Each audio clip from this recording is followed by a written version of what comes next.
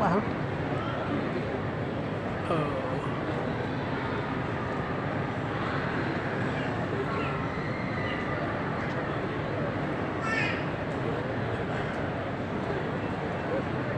Yang terakhir akan dipersetuju oleh Walid Nur.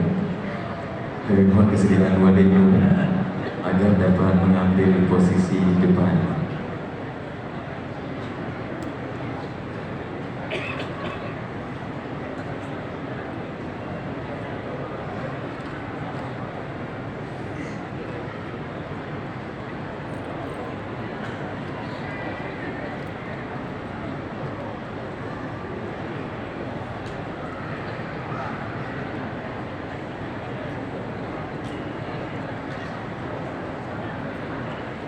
Ya Muhaimin ya salam sallimna wal muslimin. Ya Muhaimin ya salam sallimna wal muslimin bin nabi khairil anam wa bi ummil mu'minin bin nabi khairil anam wa bi ummil mu'minin. Ya Muhaimin ya salam sallimna wal muslimin.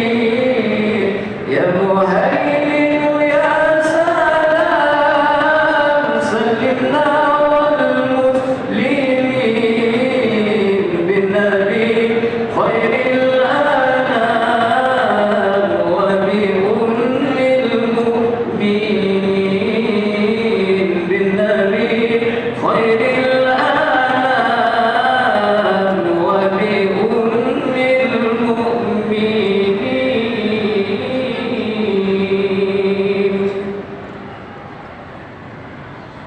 Hadirin dan hadirat yang datang dengan yang dirahmati Allah Subhanahu wa taala. Selanjutnya sepatah kata dari imam besar sebelumnya. Dalam hari ini kami mohon kesediaan Bapak Profesor Dr. Tengku Haji Azman Ismail LCMA agar dapat mengambil posisi.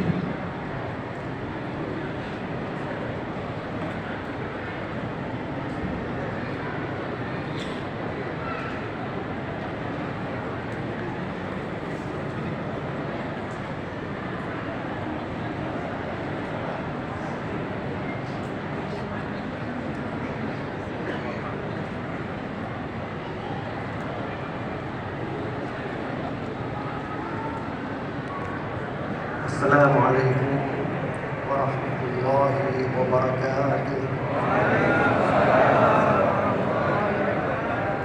Alhamdulillah wassalatu wassalamu ala rasulillah wa ala alihi wa ashabihi wa wala.